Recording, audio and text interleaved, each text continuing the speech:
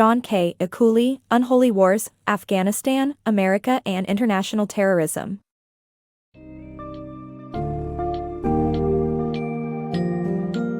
Embark on a gripping exploration of the complex nexus of politics, religion, and intrigue that fueled the formation of global terrorism in JohnKCooley's Unholy Wars, Afghanistan, America and International Terrorism. This revealing analysis delves into the roots of contemporary terrorism, tracing it back to the curious ties between the US and Mujahideen fighters during the Soviet invasion of Afghanistan. Discover the covert operations, secret alliances, and political maneuverings that transformed these Islamic warriors into global terrorists, shedding light on the intricate web of connections that link them to the drug trade, governments, and extremist ideologies.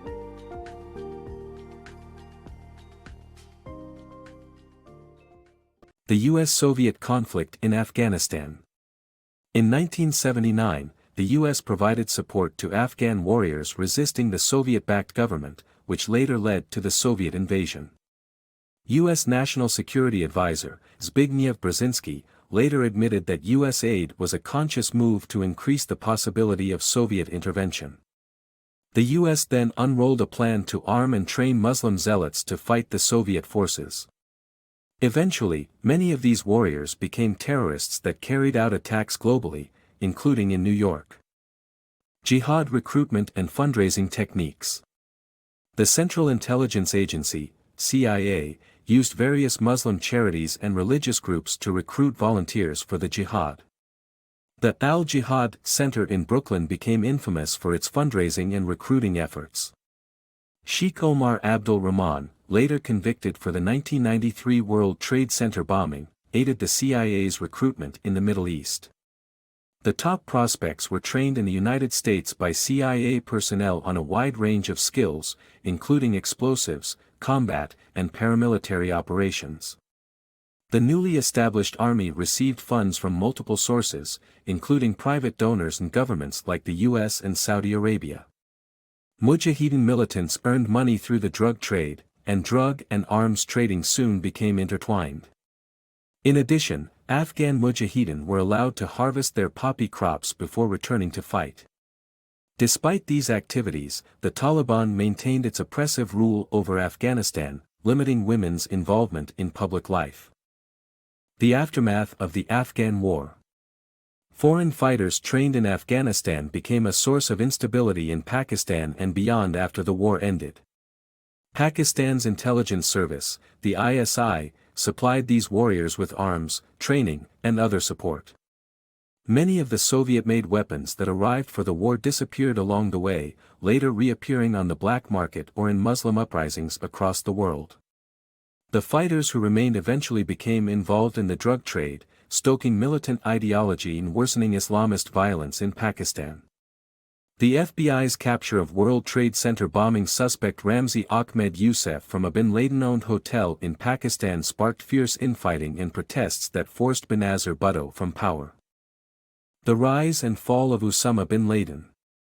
Usama bin Laden, with the blessing of his powerful father and Saudi benefactors, raised an Arab volunteer army to fight the Soviet invasion of Afghanistan.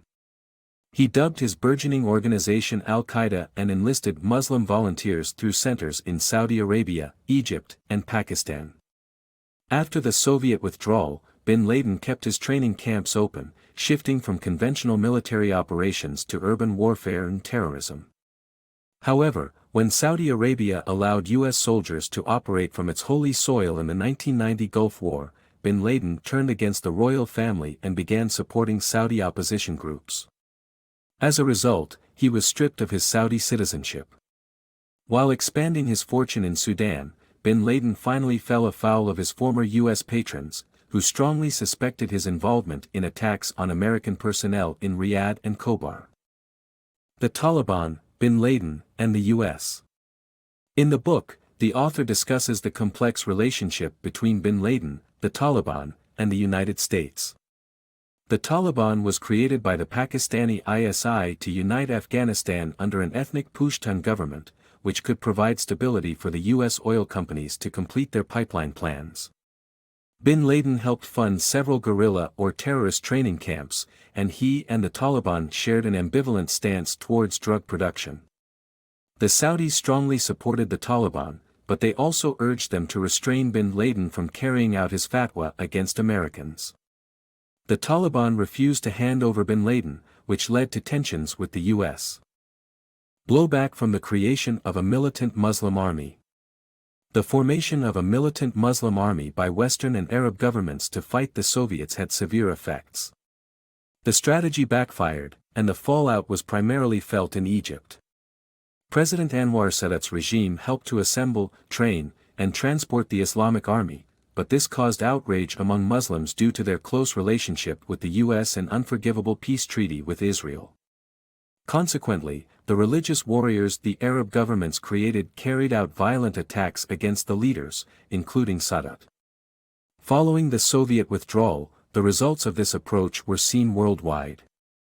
Amid encounters between fierce mujahideen, the Taliban seized Afghanistan, providing refuge for Usama bin Laden, who was by now a recognized terrorist with links to attacks on U.S. interests.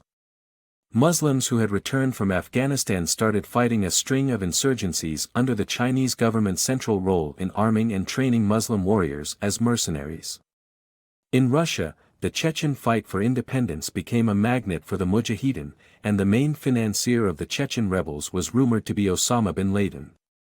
Meanwhile, in the Philippines, a peace agreement between the government and Muslim separatists failed as Abu Sayyaf, one of the 7 main fighting groups of the Afghan Jihad, carried out a series of kidnappings, bombings, and pillaging that forced them to relocate to the island nation after the Soviet withdrawal. An Islamist named Medat Muhammad Abdul Rahman, who received training in the Afghan guerrilla camps, led 5 gunmen in the mass murder of 58 tourists on the banks of the Nile River at Luxor on November 17, 1997, in Egypt. This atrocity had devastating effects on the critical Egyptian tourism industry, which has not recovered entirely to this day.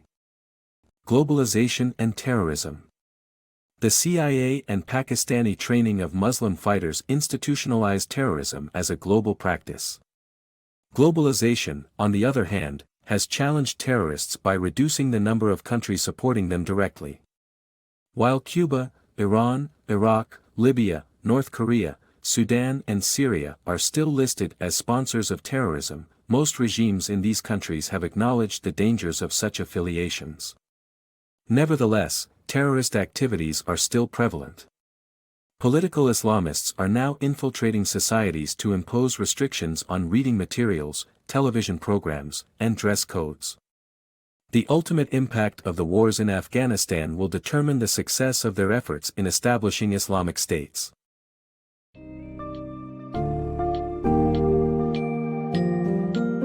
As we reach the end of JohnKCooley's compelling account in Unholy Wars, we are left with significant insights into the origins of today's terrorism, resulting from the foreign policies and covert operations of multiple nations, primarily the U.S., during the Soviet invasion of Afghanistan. The collaboration of various nations and movements armed and indoctrinated the Mujahideen, inadvertently catalyzing the rise of figures such as Osama bin Laden and his network, Al-Qaeda. Moreover, the global spread of these militants have contributed to the destabilization of countries and the spread of extremist ideologies. In a world still grappling with the threat of terrorism and the complex political realities that underlie it, understanding the lessons from unholy wars is more crucial than ever before.